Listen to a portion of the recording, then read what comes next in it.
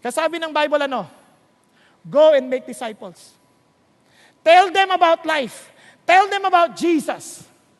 You and I. Kaya pa nagtatrabaho ka, don't just think about how much you will earn. Think of how you can influence the people around you that they may come to know Jesus, the life. Sa bahay, ganun din. Kaya wag mong isipin yung sakit ng loob mong. Isip mo, Lord, this is my opportunity to show my parents, to show my siblings that you are my life and they too need you. Kaya yung mga taong malaging masama ang loob, reklamo ng reklamo, sa opisina, yan, madalas yan. They claim to be Christians, pero complain ng complain. Paano ka magbibigay buhay? Pinapatay mo lahat.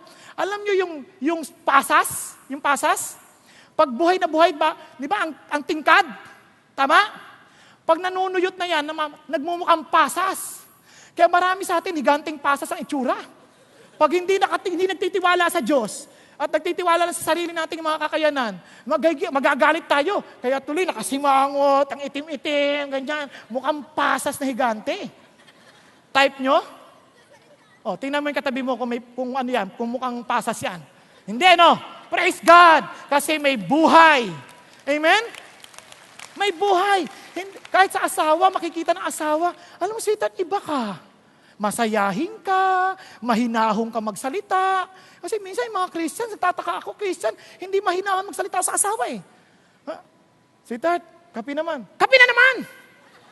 Ito, para sa Panginoon. Ginamit pa si Lord, galit naman.